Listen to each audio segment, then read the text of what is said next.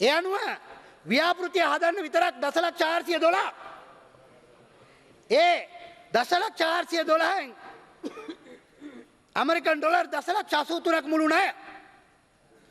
ඒ තොරතුරු sannivedana තාක්ෂණ ආයතනයේ අධිකාරී බලය එවකට විද්‍යා තාක්ෂණ ඇමති මිලින්ද මොරගොඩ ඇමතිවරයා විසින් සම්මත කරපු ගැසට් පත්‍රිකාවකට අනුව මූල්‍ය පරිපාලන රෙගුලාසා ක්‍රමවේදයන් සහ සේවකයන් බඳවා ගැනීමේ පටිපාටිය ඇතුළු සියලු බලතල මේ නියෝජිත ආයතනයට ලබා දුන්නා.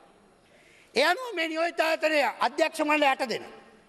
ඒ අධ්‍යක්ෂ මණ්ඩලය 8 දෙනා ජනාධිපති යටතේ තියෙන ආයතනේ. තමන් හිතුමතේ රිසිසේ මේ ඇමරිකන් ඩොලර් මිලියන 83ක මුදල වියදම් කරන්න පටන් ගත්තා. වියදම් කරන්න පටන් ගත්තා. මේ වෙනකොට අධ්‍යක්ෂක මණ්ඩලයේ කළමනාකාර අධ්‍යක්ෂක මංජු හත්තොටුව වසර 3ක ජීවසු කොන්ත්‍රාත් ජීවසුමකට ආයතනට ගත්තේ. කළමනාකාර අධ්‍යක්ෂක මංජු හත්තොටුවට අවුරුදු 3ට මාසයකට ඇමරිකන් ඩොලර් 15000යි වැටුප. ලක්ෂ 15ක්. එක මාසයකට වැටුප ලක්ෂ 15යි. ගත්ත ණය මුදල වැටුප විතර අධ්‍යක්ෂකට. මාස 36කට ඊට අමතරව වාහන දුරකථන වෛද්‍ය පහසුකම් ඒ සියලු පහසුකම් අනුව මාස 36ට අවුරුදු 3ට මාස 36ට ඔහුට දීමනාව පමණක් ඇමරිකන් ඩොලර් 54000ක්. ITCA ආයතනයේ අධ්‍යක්ෂකවරයාගේ වැටුප ගරු කතානායකතුමනි අවුරුදු 3ට ඇමරිකන් ඩොලර් 54000. ඒ විතරක්ද? මීට අමතරව ව්‍යාපෘති අධ්‍යක්ෂවරු කීප දෙනෙක් ඉන්නවා. ව්‍යාපෘති අධ්‍යක්ෂවරයාට ඇමරිකන් ඩොලර් 5000යි. රුපියල් ලක්ෂ 5යි. ඒ ව්‍යාපෘති අධ්‍යක්ෂකවරයාට වර්තමාන ජනාධිපති ආයනන් දැන් ඉන්න කෙනෙක් කියන්න. හරි. ගරු කතානායකතුමනි දැන් ඉන්න කෙනෙක්. මේ ව්‍යාපෘති අධ්‍යක්ෂවරයෙක් ඉන්නවා. වර්තමාන ජනාධිපති ලේකම් ලලිත් වීරතුංග මහත්තයා. එතුමාගේ වැටුප ඩොලර් 5000යි. මාසයට රුපියල් ලක්ෂ 5යි. කරුණාකර නිශ්ශබ්ද වෙන්න. ගරු මන්ත්‍රීතුමා නිශ්ශබ්ද වෙන්න. දැන් ඔබතුමා නමක් සඳහන් කළා. ඒක වගකීමක් ඇතුවද තමයි? ගරු කතානායකතුමනි මා සතුව තියෙනවා ICTA ආයතනයේ ඒ ව්‍යාපෘති වාර්තාව මෙන්න ගරු කතානායකතුමනි අධ්‍යක්ෂක මණ්ඩලය පිළිබඳ ආයතන වාර්ෂික වාර්තාව එයා අධ්‍යක්ෂ මණ්ඩලය පිළිබඳ ආයතන වාර්තාවේ ඒ වාර්තාවට අනුව මම කියන්නම් Lalith Weeratunga programme director reengineer and government and ICT human resource development කරුණා කරලා මේ සභාවේ පිළිතුරු දෙන්න බැරි අයගේ නම් නෑ ගරු කතානායකතුමනි මම මේ අධ්‍යක්ෂ මණ්ඩලයේ නාස්තිය දූෂණය ගැන මම කියන්නේ. ඒ ජනාධිපතිතුමා යටතේ තියෙන ආයතනේ ජාතික තොරතුරු නියෝජිත ආයතනේ ඒක පිළිතුරු දෙයි අදාළ ඇමතිවරයා. අධ්‍යක්ෂක මණ්ඩලයේ නිලධාරී අදාළ ඇමතිවරයා පිළිතුරු කතාවේදී පිළිතුර දෙයි. ඒ නිසා ඒ අධ්‍යක්ෂක මණ්ඩලයේ වාර්තාව මම හංසාත්ගත කරනවා කරු කතානායකතුමනි. ඒක දැනගන්න මුළු මහත් පාර්ලිමේන්තුවට. හරිද? ඒ නිසා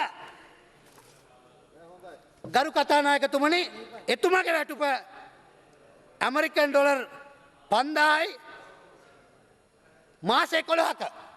මාස 11කට ආසන කාලයක් 2004 අප්‍රේල් 2003 ජුලි වල ඉඳලා 2004 අප්‍රේල් දක්වා මාස 11කට ආසන කාලයක් ඇමරිකන් ඩොලර් 55000ක් රුපියල් දශලක්ෂ 5මාරක් ආසන මුදලක්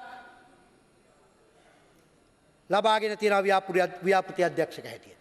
දැන් මේ ආයතනයේ ඇමරිකන් ඩොලර් මිලියන 83ක ලෝක බැංකුවට ණය වෙලා දේශීය අරමුදල් හොයාගෙන මෙරටේ තොරතුරු තාක්ෂණය පිළිබඳ දැනුම ඈත දුෂ්කර ගම් නියම්ගම්වල ජනතාවට ලබා දීමේ පවස සම්පූර්ණ කිරීම කරනවා වෙනුවට ඒ ආයතනයේ අධ්‍යක්ෂක මණ්ඩලය Tamanට රිසි විදියට මේ වෙන් කරපු මුදල් ටික ණය අරගෙන ගත්ත මුදල් ටික හොඳට වියදම් කරගෙන තියෙනවා.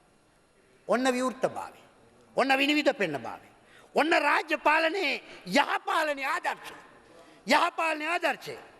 ඒ නිසා දැන් අද වෙනකොට ගරු කතානායකතුමනි අවුරුදු 4කට පස්සේ රාජ්‍යාංශයේ පරිගණක සම්බන්ධ බලාපොරොත්තු මට්ටමේ නැහැ.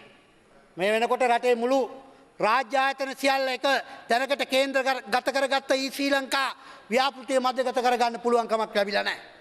ඒ විතරක් නෙවෙයි ICTA ආයතනයේ ප්‍රගතිය සහ ඒ වෙනුවෙන් වෙන් කර විශාල මුදල් වැය කිරීම කිසිසේත් ප්‍රමාණවත් වෙන්නේ නැහැ. ගෙවිච්ච අවුරුදු 4. අද වෙනකොට දිස්ත්‍රික් ලේකම් අමාත්‍යාංශ සියල්ල ඔන්ලයින් පරිගණක ජාලයට ඇතුළත් කරලා නැහැ ගරු කතානායකතුමනි.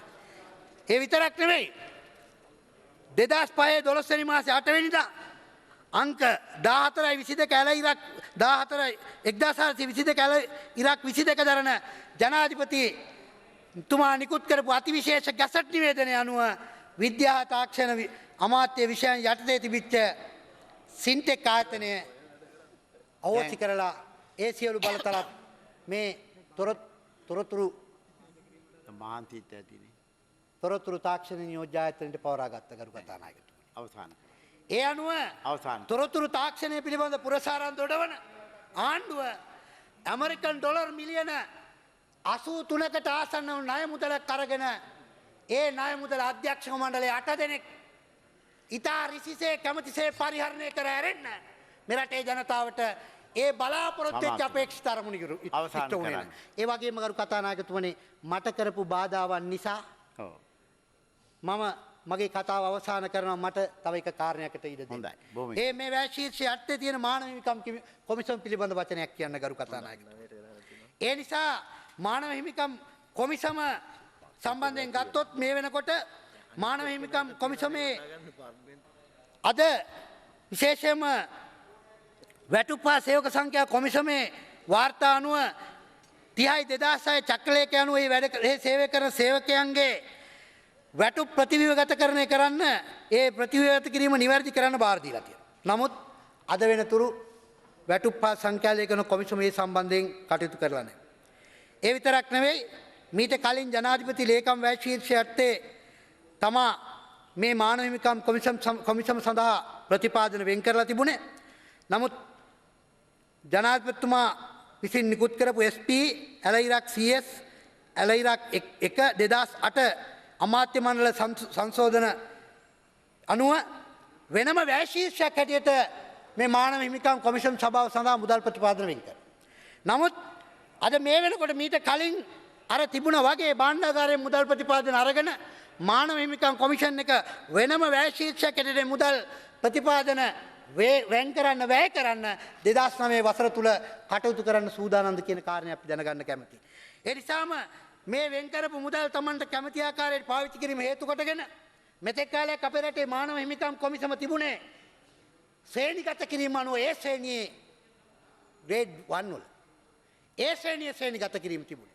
ඒ ශ්‍රේණියේ ශ්‍රේණිගත කිරීම වල සිට ගරු කතානායකතුමනි මේ වෙනකොට ජනාධිපති වැය ශීර්ෂයත්තේ මේ යටතේ පවතින ආයතනයක් වෙච්ච මානව හිමිකම් කොමිසම B ශ්‍රේණියට වැටිලා තියෙනවා.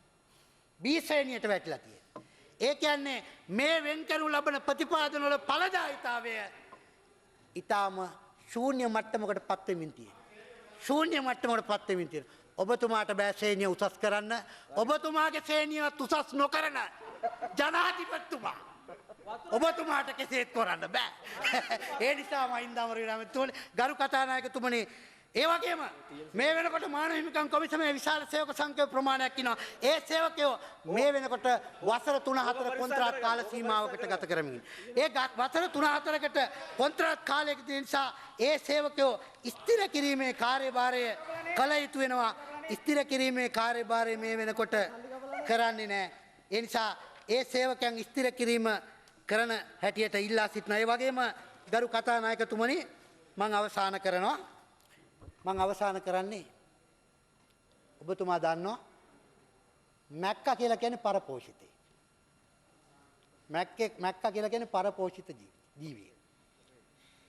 ඌ තමන්ගේ පැවැත්ම සඳහා එක්කෝ කාගේ හරි ලේබුණා.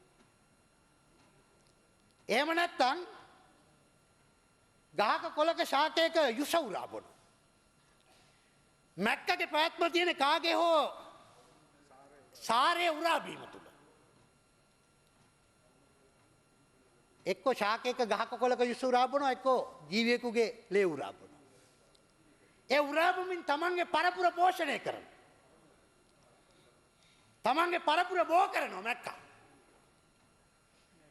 තමන්ගේ පරපුර බෝ කරන ගමන් තමන්ගේ පරපුර පෝෂණය කරන ගමන් තමන්ගේ පරපුර බිහි කරන ගමන් අනුන්ගෙන් ලේ උරා බීලා හැදෙන පරපෝෂිතය වෙච්ච මැක්කා නැවතත් බිහි කරනු ලබන්නේ එවැනිම මැක්කෝ. එනිසා ගරු කතානායකතුමනි මේ වෙන් කරනු ලබන වෑශීර්ෂය සම්බන්ධනුත් අපිට දකින්න තියෙන්නේ ඒ මැක්කගේ උදාහරණය ඇර වෙන කිසිවක් නොවේ කියන කාරණේ මතක් කරමින් මම නිහඬ වෙනවා.